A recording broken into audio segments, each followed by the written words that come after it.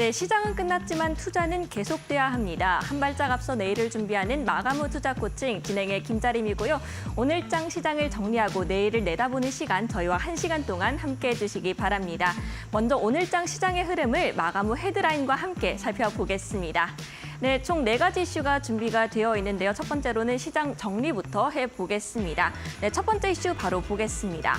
네, 양시장인 미국 물가지수 발표를 앞두고 관망 심리가 유입되는 모습입니다. 큰 변동성 없이 양시장 모두 빨간불 켠 채로 강보합권 수준에서 마무리가 됐는데요.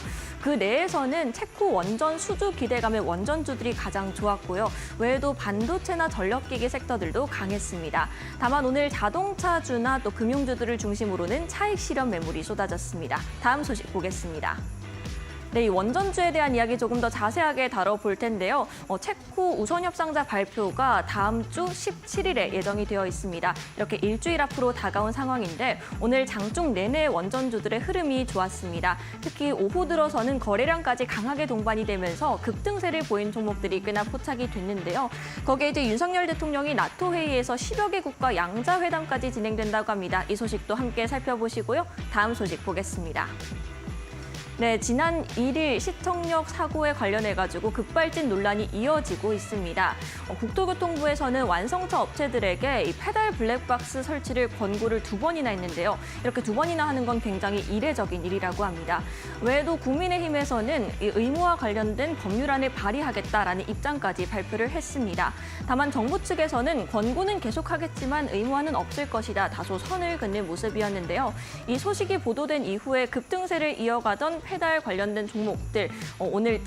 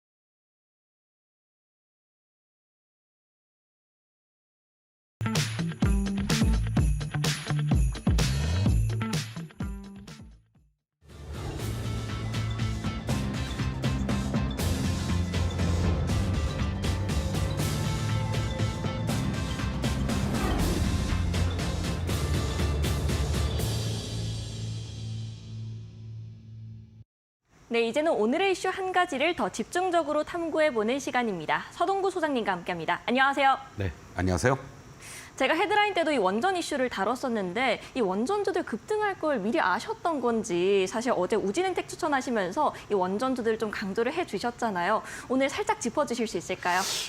그렇습니다. 어제 이제 여러 기사들을 뭐 우리 투자하시는 분들은 많이 그러한 그 정보라든가 네. 이런 기사들을 접하시면서 실시간으로 체크를 합니다만은 어저께 이제 제가 접했던 기사 내용이 바로 웨스팅하우스와의 어떤 협업 관계 이런 부분이 진척이 된다라는 이러한 얘기들 거기에 이제 또 주말에 체코 원전과 관련된 부분들이 이번 주나 다음 주에 발표될 것이다라는 첩보 아닌 첩보를 제가 네. 입수를 했었죠. 그래서 여러분들에게 주 중반 이후에는 이러한 어떤 움직임들이 워낙 요즘 빠르게 순환 흐름이 이루어지니까 원전주들을 좀 관심 있게 보셨으면 해서 말씀을 드렸는데 오늘 뭐 아주 공교롭게도 원전주들이 시장을 주도하는 그런 날이어서 나름대로 우리 투자자 여러분들에게 좋은 선물을 드리지 않았느냐 이렇게 말씀을 드릴 수가 있겠습니다.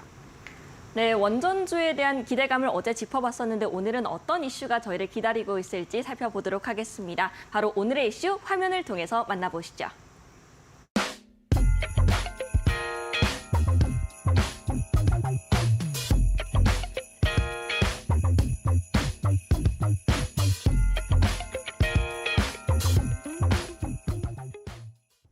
네, 오늘의 숫자는 30조 원입니다.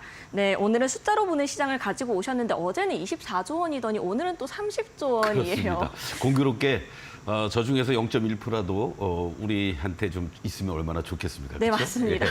어제는 이제 외국인들이 상반기에 사상 최대 순매수를 보인 규모라면 오늘 이 30조 원은 바로 체코 원전과 관련된 총 사업비, 공사비 이렇게 네. 이제 우리가 보면 될 것 같습니다. 그래서 이 돈은 외국인들은 30조 들어왔다가도 어느 순간에 빠져나갈지도 모르지만 네. 이 돈은 만약에 수주만 됐다 하면 다 인컴이 될 수 있는 그렇네요. 우리 기업들이 아주 좋은 그러한 그 숫자가 아닐까 이런 생각을 가지면서 오늘 원전과 관련된 얘기를 좀 어제 이어서 오늘 좀 더 구체적으로 좀 말씀을 드리고 싶습니다.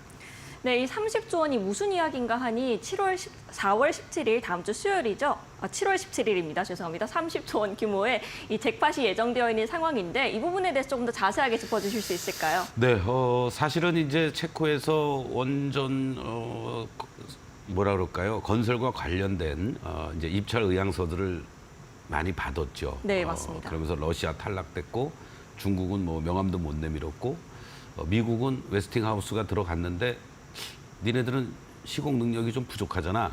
해서 프랑스하고 우리나라가 이제 최종 선정이 네. 두고 최종 선정을 이제 앞두고 있다. 이렇게 이제 보면 될 것 같습니다. 그래서 다음 주 현지 시간으로 17일이라고 하니까 뭐 18일 정도에 모르겠습니다. 이런 어떤 국가적인 사업은 또 내부적으로 어떠한 막판에 무슨 일이 있어서 조금 연기가 될 수도 있겠지만 일정은 일단 그렇게 나왔다라고 보시면 될 것 같고 원래는 한 1, 2기 정도만 하려고 그랬는데 추가적으로 여러 가지 전력난이라든가 이런 부분들이 되면서 총 4기를 건설하고 이 총 규모가 한 30조 원 정도 된다라고 알려지고 있습니다.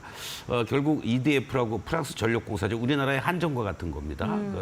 거기하고 우리 이제 팀 코리아 한수원이 중심이 되면서 이제 경합을 벌이고 있는데 여기서 이제 현지 우리로 치면은 이제 뭐 국영 신문 방송 이런 데서 얘기를 하는 거죠. 뭐 KBS라든가 뭐 이런 데서들 얘기를 하는 건데 이 프랑스 EDF가 이 러시아하고의 어떠한 그 협업 관계가 강화가 돼 있기 때문에 경제 안보적인 측면에서 좀 문제가 있다. 네. 체코 입장에서는 아무래도 지금 가뜩이나 우크라이나 전쟁 상태에서 불안한 요인들이 많이 있지 않겠습니까? 그래서 EDF와 또 프라마톰사라고 있는데 러시아 기업 룸사통과의 협력 강화가 계속 이루어지고 있다라는 거는 국가 안보 차원에서도 이거는 좀 문제가 있다. 네. 그렇기 때문에 러시아 쪽하고 연계가 돼 있는 프랑스 국영 기업의 우선 협상자 선정에는 좀 불리하게 작용이 되고 한국 쪽이 여러 가지 면에서 좋지 않겠느냐 이런 말씀을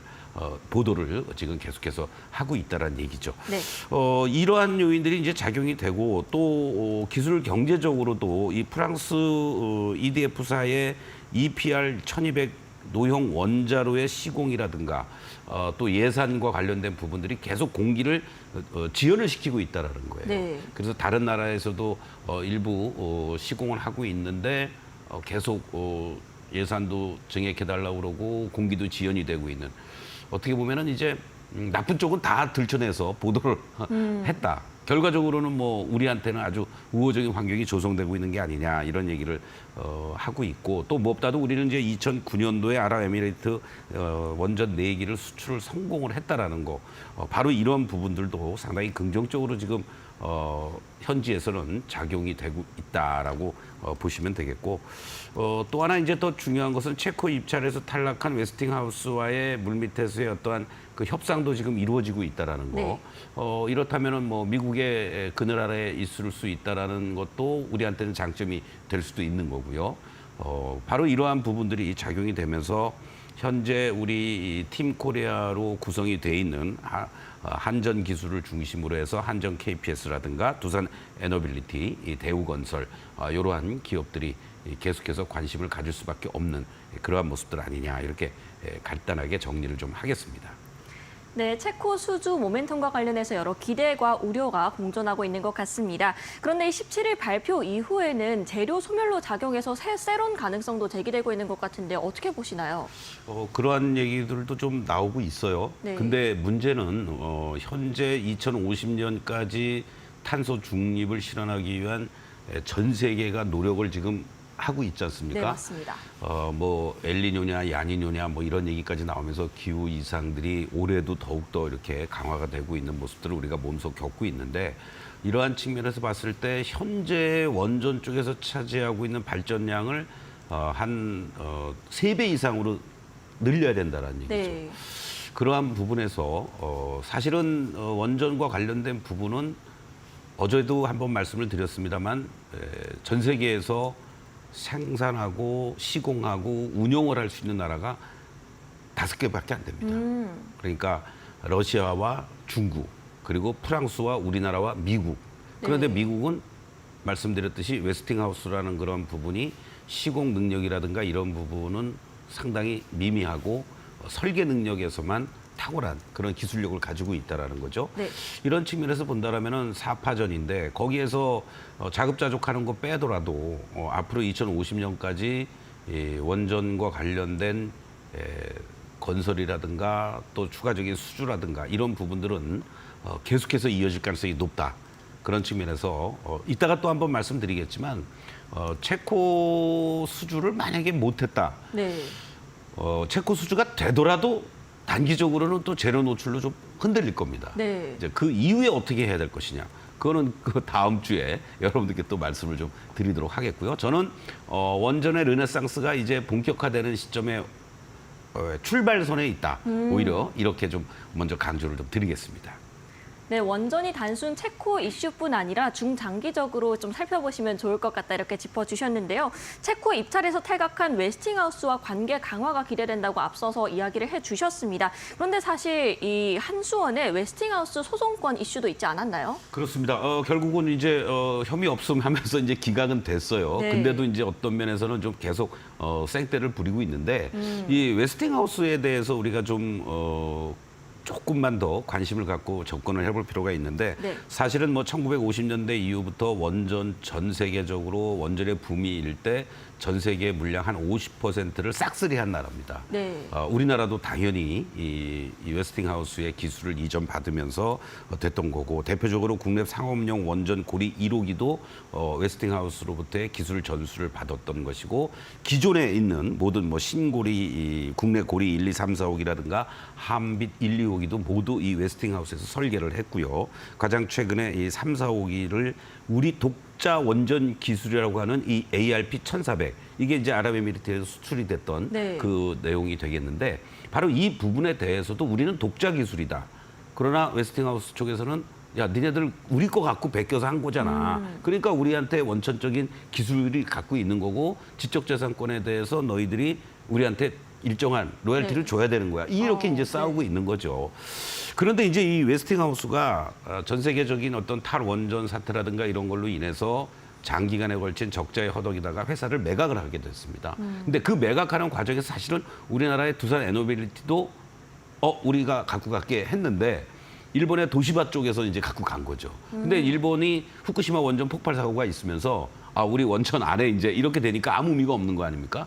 그거를 이제 캐나다 상호펀드에서 이제 갖고 간 거예요. 그러니까 캐나다산이 돼 있는 거죠, 지금. 네. 그런데 이제 캐나다 이 사모펀드 입장에서도 뭐 돈 좀 많이 주고 하면은 뭐 팔고 싶은데 뭐 프랑스한테 팔까 다시 미국한테 팔까 뭐 이제 이런 고민을 하고 있고 뭐 일부에서는 국가적 차원에서 웨스팅하우스를 우리가 사오자 뭐 이런 얘기들도 나오고 있는데 그거는 뭐 나중 얘기고 그러한 과정들이 진행이 되고 있다가 현재 시점에서 이제 나름대로 뭐 폴란드 원전도 이제 곧 또 입찰이 네, 맞습니다. 진행이 될 예정인데요.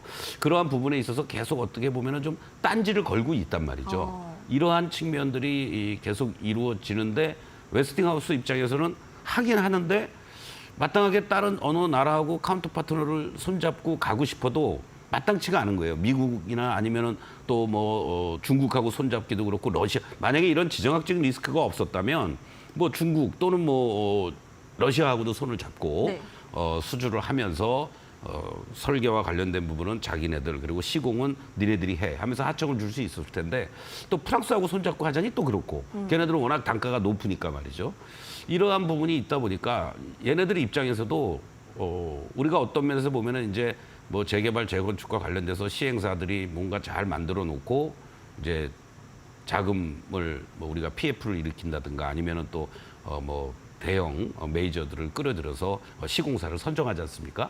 그러한 부분들이 결국은 우리한테 수그리고 들어오는 과정 아니냐. 네. 이런 측면으로 좀 보면은 긍정적으로 작용이 될 수 있지 않을까. 특히 우리나라의 이런 원전 시공이라든가 또 가동이라든가 운용이라든가 기술력이라든가 그리고 공기를 약속한 대로 지켜준다라는 거. 이 원전이 한두 푼 들어가는 게 아니잖아요. 네, 맞습니다. 그래서 만약에 뭐 5년, 10년 이렇게 짓는데 그것이 계속 지연이 되면 어떤 일이 벌어지겠습니까? 여러 가지 자금 부담도 있는 거고 국가적인 차원으로 진행이 되는 거기 때문에 국민들을 설득하기도 쉽지가 않은 부분이 있단 말이죠. 네. 근데 그런 부분에 있어서 너무나도 우리는 퍼펙트하게 모든 원전과 관련된 부분들을 해왔고 또 수출한 경력도 있고 그러니 자연스럽게 웨스팅하우스에서는 우리와 손잡고 갈 수밖에 없는 구조가 이루어지고 있는 거고 아까 이제 질문도 하셨습니다마는 이게 체코로 끝나는 게 아니라 바로 인접한 우리가 과거에 체코슬로바키아로 우리가 공부를 했었잖아요. 네. 근데 이제 서로 분리가 됐습니다만 슬로바키아도 그렇고 불가리아도 이제 곧 발표를 앞두고 있고요. 뭐 폴란드도 그렇고 또 중동이라든가 뭐 스웨덴이라든가 또 남아프리카 공화국도 그렇고 이 계속해서 이제 너도 나도 원전을 짓겠다라고 지금 나서고 있는 거고 심지어 조금 아까 기사를 봤는데 대만도 지금 전력난으로 인해서 상당히 심각한 문제를 갖고 있고 네. 걔네들도 탈원전으로는 아직은 포기하지 않았지만 원전을 포함해서 전력 안정을 위한 모든 것을 다각도로 지금 검토 중이다. 이런 얘기까지 하고 있습니다. 그러면 대만에서 뭐 중국 원전 건립을 하겠습니까? 러시아 거를 건립을 하겠습니까? 만약에 대만도 탈원전에서 벗어난다라면은 당연히 우리하고 손잡을 수 있지 않겠습니까? 네, 맞습니다. 그만큼 정부에서도 2030년까지 총 한 10기 이상의 수출을 목표로 하고 있다라는 이러한 부분들이 물론 일부에서는 이게 장기적인 프로젝트이기 때문에 네. 당장의 어떠한 기업들의 실적 개선에는 시간이 필요하다라는 얘기를 하지만 우리가 주식시장도 그렇고 기업들의 어떠한 부분도 그렇고 항상 꿈과 희망을 갖고 그렇죠. 사는 거 아니겠습니까? 네.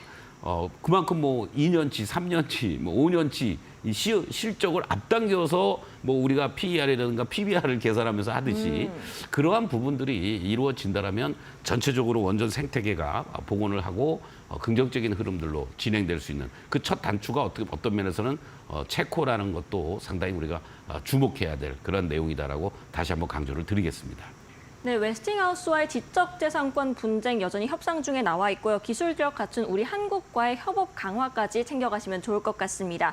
외에도 요즘 원전주가 좋은 게 대선 관련된 이슈도 있을 것 같습니다. 트럼프 쪽에서 조금 더 당선에 더 다가가면서 원전주 미국에서도 좀 좋은 걸로 알고 있는데요. 그렇습니다. 우리가 트럼프 바이든 리스크와 관련된 부분들을 여러분들하고 말씀을 드릴 때 공통 분모가 있다고 그랬었어요. 네. 바로 그 공통 분모 중에 하나가 신재생 에너지 쪽에서 어떻게 보면 민주당 쪽은 태양광, 풍력 뭐 이런 쪽을 좀 더 강화해 나가는 그런 네. 부분 속에서 이제 원전 쪽도 강화해 나가겠다고 그랬는데 바로 트럼프 정부 같은 경우 공화당은 전통적인 화석 연료 쪽을 계속 발전 성장시켜 나가겠다는 주의와 더불어서 원전도 우리가 빼놓을 수 없는 걸로 맞습니다. 활성화시키겠다라고 계속 하고 있지 않습니까? 바로 그런 측면에서 원전 업종이 어떤 면에서는 바이든 트럼프와 관련된 리스크에서 회피할 수 있는 그런 섹터가 아니냐.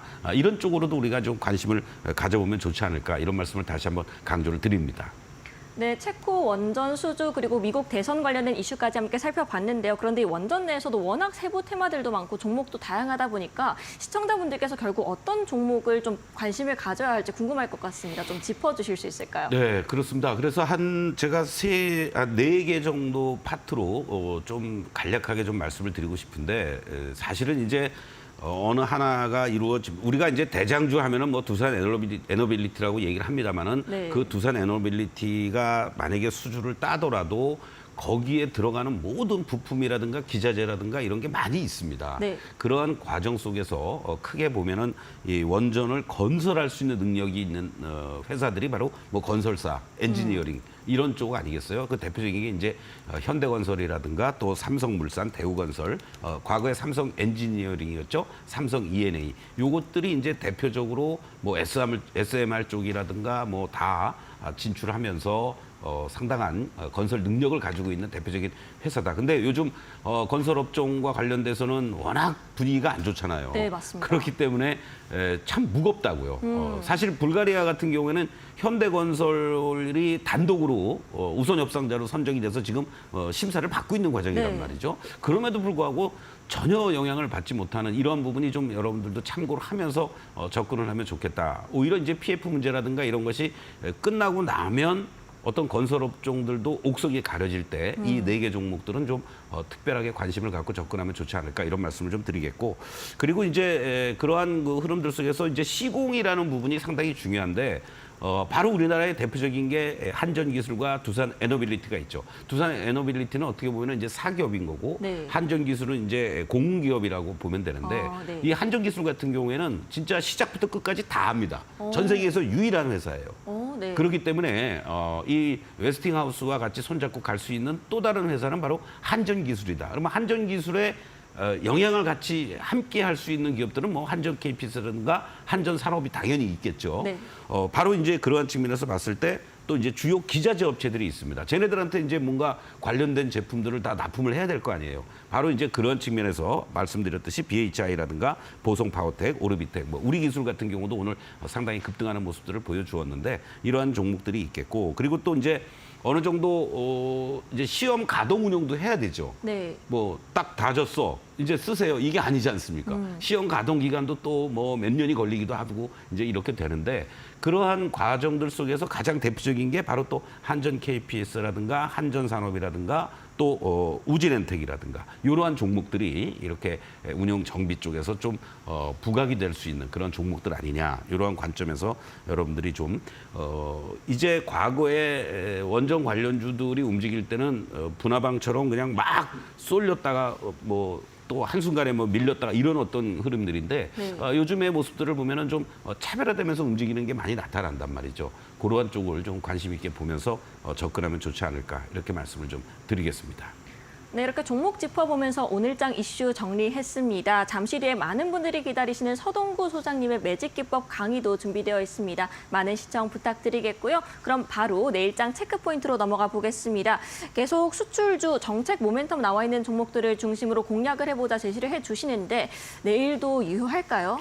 네, 이번 주는 이런 쪽에 포커스를 맞추면서 여러분들께 말씀드리고 있죠. 오늘 같은 날도 여전히 결국은 업황 개선이라든가 저평가 해소가 되는 원전 쪽들이 이제 돌아 나오는 모습이 나타난 거고 네. 또 전력 설비 쪽들도 여전히 수출 전선에 이상 없다 이러면서 이제 움직이고 반면에 오늘 자동차 쪽들이 좀 흔들렸는데 이렇게 흔들릴 때 뭐 예를 들어서 내일이나 모레 정도쯤에는 또 자동차 쪽들 관심을 가지면서 저가 매수할 수 있는 이런 타이밍들을 잡아가시면 되겠고 또 이제 정책 모멘텀과 관련돼서 오늘 뭐 K밸류 관련해서는 이제 금융주들이 한 2, 3일 외국인들이 집중적으로 들어오면서 올라왔지만 쉰단 말이에요. 네, 맞아요. 그러니까 이제 쉴 때는 일부 적절하게 차익 실현도 하시고 그리고 또 밀리고 어느 정도 됐을 때 또 저가 매수할 수 있는 이런 타이밍들을 좀 잡아가면 좋을 것 같지 않을까 이런 말씀을 드리면서 오히려 또 내일 움직임에서는 로봇 관련 주들을 또 한번 여러분들 순환 흐름이 나온다면 네.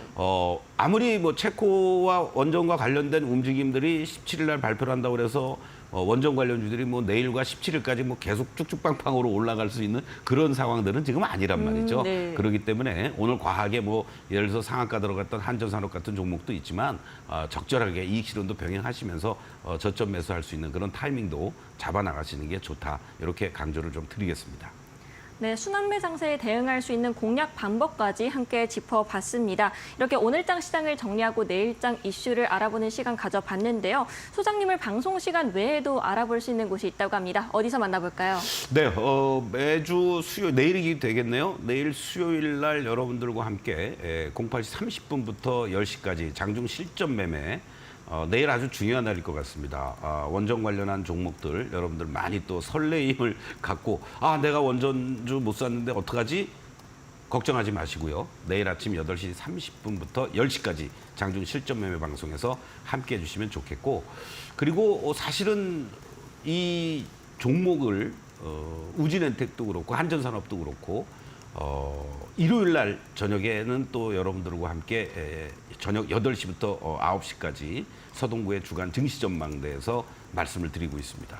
바로 그 시간을 통해서 여러분들께 원전 관련주 일요일 날 저녁에 함께 공부하신 분들은 미리 선취매를 할 수 있었다는 얘기죠. 네. 우진엔텍 같은 경우에도요. 그렇죠?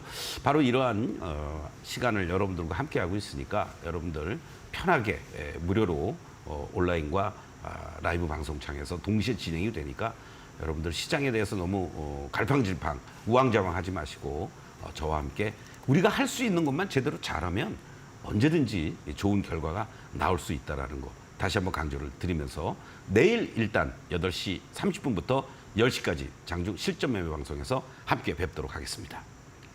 네, 내일 아침 8시 반 장중 어떻게 대응할지 개장 전 여러 가지 이야기 들어보시고요. 또 매주 수요일, 일요일마다 공략주까지 함께 제시를 해드리고 있습니다. 참고하시기 바라겠습니다.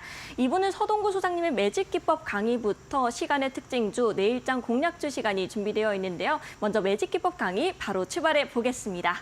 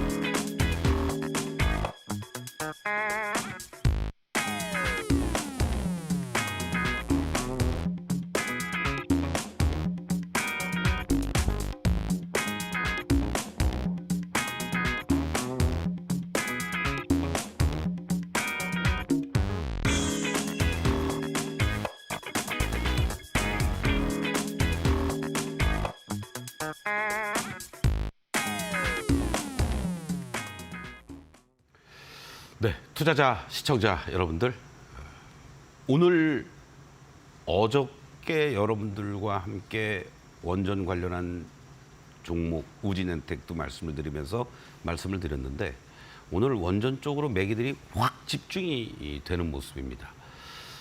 뭐 당연한 거라고도 볼 수 있겠고요. 이슈에 민감한 그런 시장이다라고도 볼 수 있습니다. 특히 이 원전 관련주들이 전체적으로 한 달 전에 또는 한 달 반 전에 급등을 보여주고 나서 가격 기간 조정을 잘 보인 이러한 모습들, 그 과정에서 바로 재료 아닌 재료가 노출이 되면서 기대감 속에 급등을 보여주었다. 이렇게 볼 수 있습니다. 그런데요, 일부 종목들을 제외하면은 전체적으로 이러한 하락의 마무리 국면에 있었다라는 거죠. 여러분도 그럼 어떤 흐름이 되겠습니까? 이렇게 급등을 보여주고 나니까 바로 이렇게 본격적인 상승으로 전환되려면 종목마다 조금은 시간이 걸린다는 얘기예요. 그러면은 원전 관련주를 여러분들 어떻게 하셔야 돼요? 내일 쫓아가서 무조건 여러분들 포모 현상을 또 느끼면서 달려들어야 되겠습니까? 아니에요. 살 기회가 얼마든지 있습니다. 이번 파스에서 만약에 원전 관련주들을 갖고 있지 못하신 분들은요, 조금 기다리세요. 내일 수요일이죠. 목요일, 금요일까지 기다리시던가. 아니면 체코 수주했다라는 소식이 나오면서 재료 노출로 주가가 출렁거릴 때, 그때 들어가셔도 늦지 않습니다. 바로 그와 자세한 말씀은 내일 아침 8시 30분부터 10시까지 장중에 실전 매매를 통해서 여러분들과 함께, 또 빠르게 숨고르기 눌림목이 연출되는 종목은 추가 공략할 수도 있겠죠. 지금은 갖고 계신 분들이 내가 어느 시점에서 이익을 극대화시켜 나갈까? 오늘 한전산업 상한가에 매도 일부 하고 또 내일 또 일부 매도할 수 있는 흐름인 건지, 아니면 계속해서 끌고 가야 될 건지, 그런 걸 고민해야 되는 구간이지, 신규로 진입하실 분들은 한 템포 늦춰야 된다는 거. 아직 확실하게 상승 추세로 전환되고 있는 모습이 아니기 때문에 그렇습니다. 그래서 여러분들 네이버 초록 밴드에 입장을 하시면 내일 아침 방송 참여할 수 있는 링크 보내드릴 테니까 여러분들 함께 해주시면 좋겠고, 오늘은요, 오늘 오히려 원전 쪽으로 매기들이 확 쏠려가니까 IT 소부장 쪽들 중에서도 찰실한 매도 물량들이 나오면서 원전 쪽으로 달려가는 그러한 움직임들이 나온 게 아니냐, 이런 생각도 해보게 됩니다. 지난 5월 29일 날 여러분들께 다시 한번 연초에 어부 반도체 이후로 지금 이제 여러분들 공략할 타이밍입니다라고 하면서 1, 2차 목표가 훌쩍 달성한 이 어부 반도체에 대해서 같이 공부를 하도록 하겠습니다. 자, 그 당시 때 이 그림을 여러분들 이제 보시면요, 여기서 이렇게 지지를 받고 올라가는 모습들 다시 한번 지지 받아주다가 여기서 이제 어떠한 연초에 이 지지 라인들이 형성이 되고 있는 모습입니다라고 말씀을 드렸습니다. 그러면서 이 종목을 여러분들께 일단 최소한의 교두보, 그게 15,500원이고 그 다음 자리가 17,500원인데 15,500원은 쉽게 왔었어요. 그런데 17,500원은 인터벌이 있었습니다. 그러면서 여러분들께 17,500원까지 돌파를 하고, 그리고 바로 3차 목표가 19,500원을 지난주에 제시를 해드렸던 겁니다. 자, 근데요, 이 그림을 보시면 이렇게 연초에 상승했던 이 모습들, 그리고 조정을 보였고요, 저항을 받은 모습들이 1차 나타났고, 여기서 이제 지지를 받았던 그 흐름들이었습니다. 그러면서 지지부진했었어요. 사실은 주가의 탄력이 좀 약했죠. 바로 급등 한번 나와 주었다가, 그리고 서서히 빨간 다이아로 진행이 되고 있는 이 모습들 속에서 여러분들이 충분히 분할 매수할 수 있는 타이밍들을 주었다라고 볼 수 있습니다. 자, 이 다음 그림을 한번 보시겠습니다. 이 그림을 보시면요, 이렇게 주가가 거래와 더불어서 저점을 잡아주고 캔들은 이탈됐지만 추세가 돌려놓는 거래와 더불어서 급등하는 이러한 패턴이 연출되고요. 그리고 다시 하락과 반등과 하락을 반복하면서 이 직전의 저점을 안 깼기 때문에 바로 이 자리에서들 여러분들께, 자, 이제 매수의 관점에서 어떠한 자리입니까? 여러분들 이제 막 돌아서 주려고 하거나 아니면 저점을 잡아주는 모습이니까 분할 매수할 수 있는 구간들이 나올 수 있습니다 라고 말씀을 드렸던 겁니다. 그리고 매수를 하고 5월 30일 날 여러분들이 편입이 된 거죠. 제가 지난 6월 25일 날 요 목표가 달성을 하고 나서 여러분들께 AS 해드릴 당시의 모습입니다. 그날 사자마자 이렇게 급등을 했었습니다. 뭐 매도 못 하셔도 괜찮아요.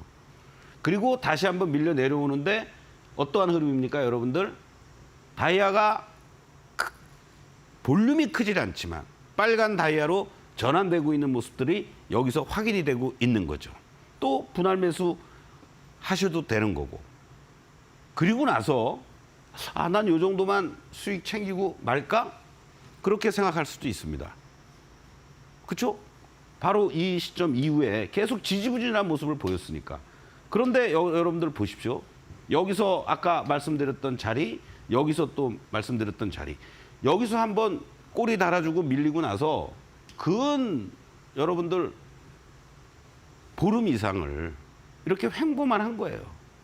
예. 잠깐 거래 나왔다가 거래 죽고. 그러면서 여기서 이제 다이아가 점점 커지기 시작하고 거래가 수반이 되면서 이 모습들이 나오고 나니까 이렇게 급등의 패턴으로 전환이 된 거죠. 여기에서 적극적으로 매수를 하셔도 되고 거래 실리는 모습을 보면서 여기서 매수를 하셔도 괜찮은 거죠. 여러분들. 그렇지 않습니까? 여기에서 말대로 다이아가 잘 유지가 되고 있다.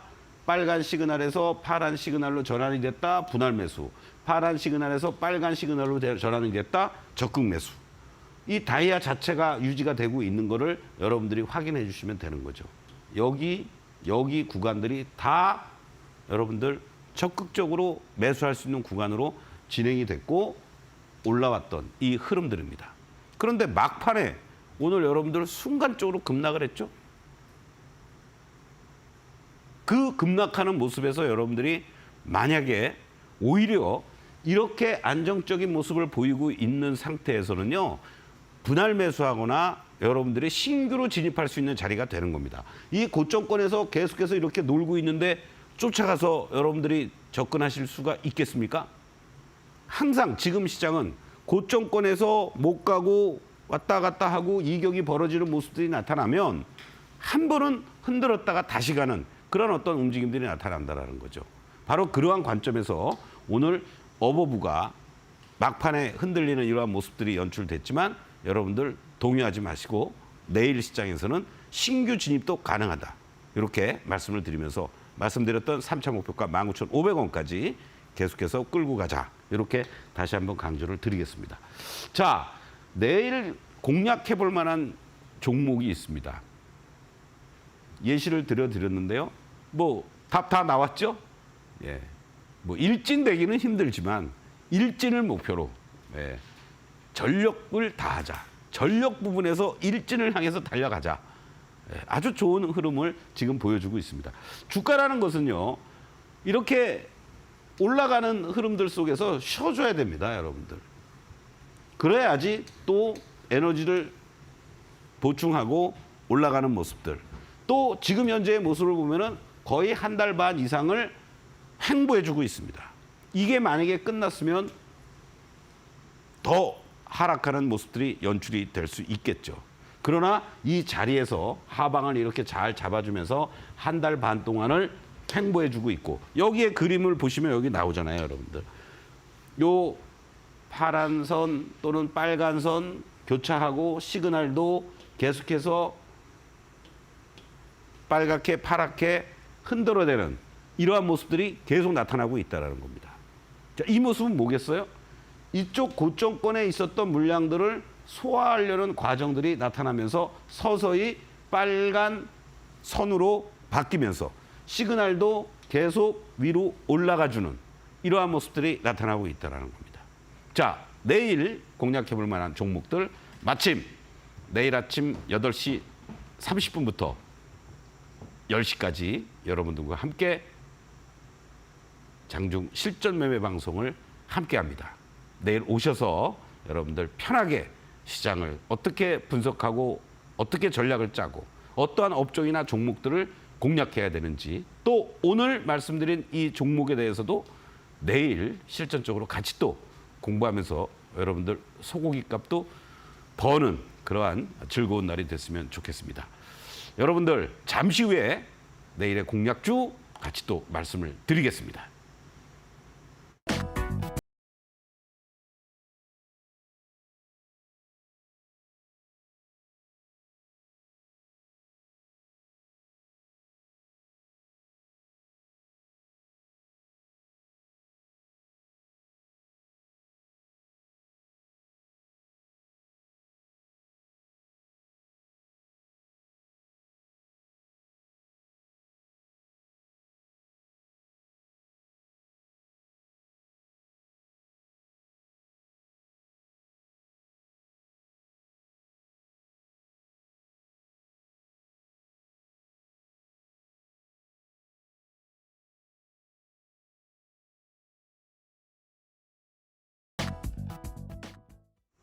네, 저희가 제공해드리는 정보는 여러분들께 도움을 드리기 위한 단순 참고 자료일 뿐 종목의 상승과 하락은 보장하지 않는다는 점 먼저 안내해드리겠습니다.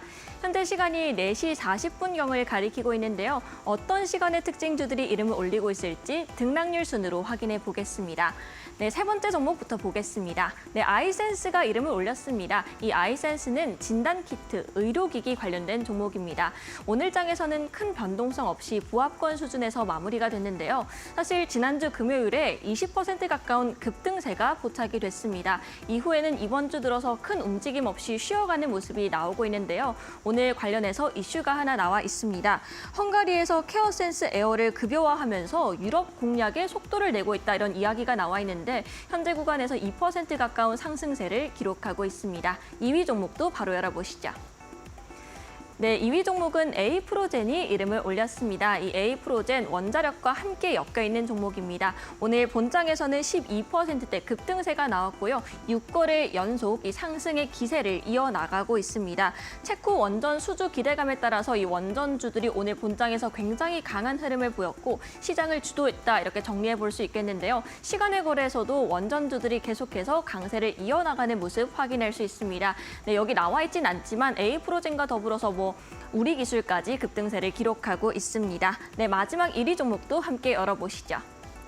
네, 마지막 1위 종목 역시나 원전과 함께 엮여있는 종목입니다. 바로 에너토크인데요. 에너토크는 오늘 본장에서 6%대 상승세를 이어갔고요. 시간의 거래에서 무려 8%, 9%가량의 상승률을 기록하고 있습니다. 3거래 연속 오르고 있는데요. 자사주 25만 주 처분을 결정했다는 소식 역시나 오늘장 들려왔습니다. 네, 이렇게 세 가지 이슈들 모두 살펴봤습니다. 시간의 특징과 함께 살펴봤으니까요. 내일장에서 힌트 알아보시기 바라겠고요. 이어서 서동구 소장님과 함께 내일장 공략자 알아보겠습니다. 잠시 뒤에 다시 찾아뵙겠습니다.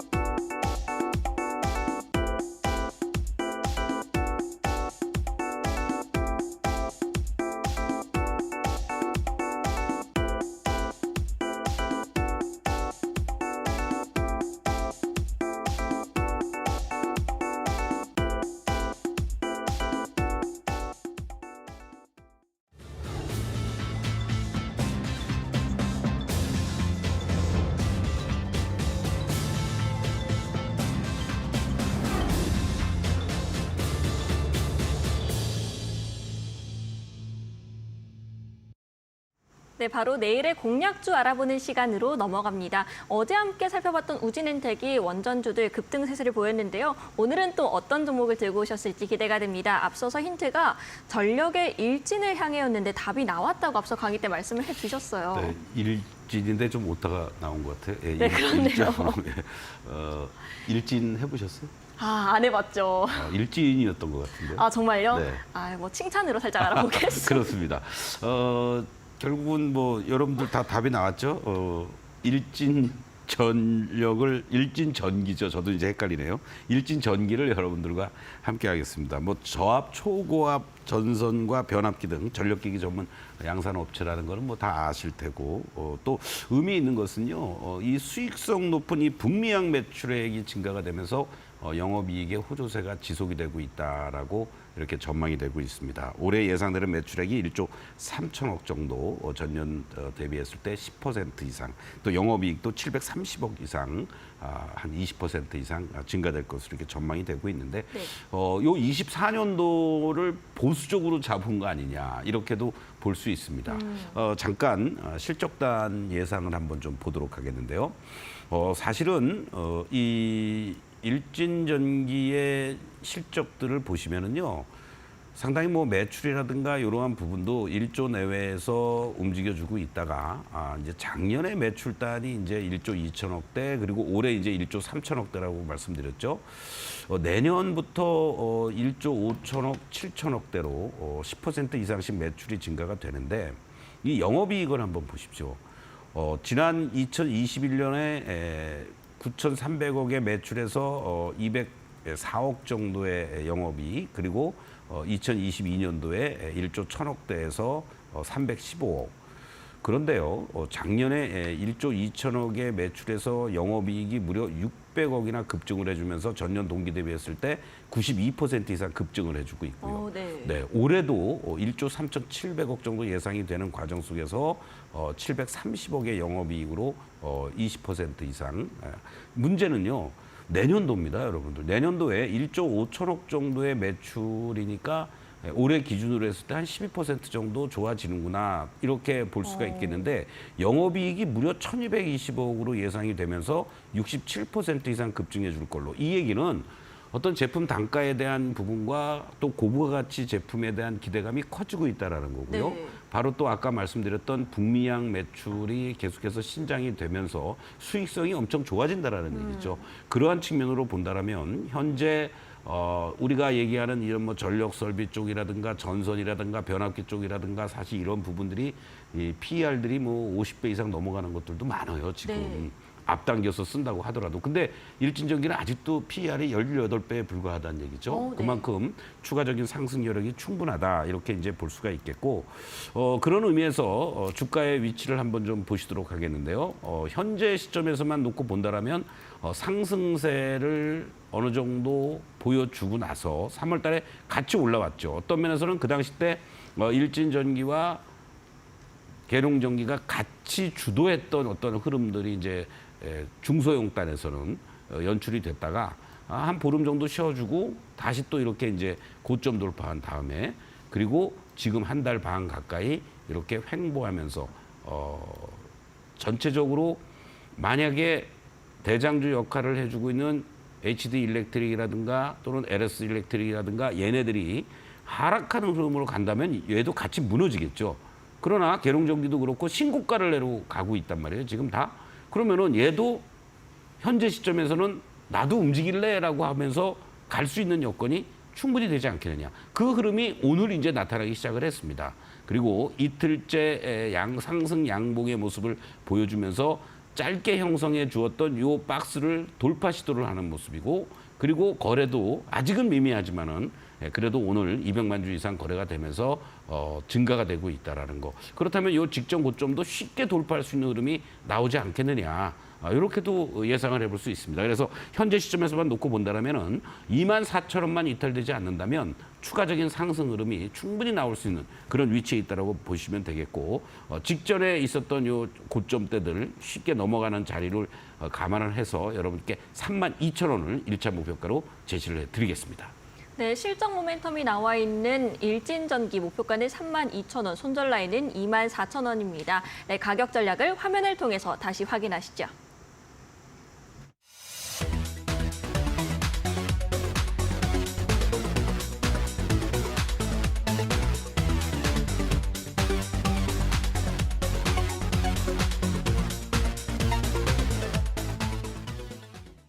네, 일진전기 가격 전략까지 함께 알아봤습니다. 이제는 소장님과 여기서 마무리해보도록 하겠습니다. 소장님 감사합니다. 네, 고맙습니다. 네, 저희 마감후 투자 코칭은 내일 오후 4시에 다시 찾아뵙도록 하겠습니다. 시청해주신 여러분 고맙습니다.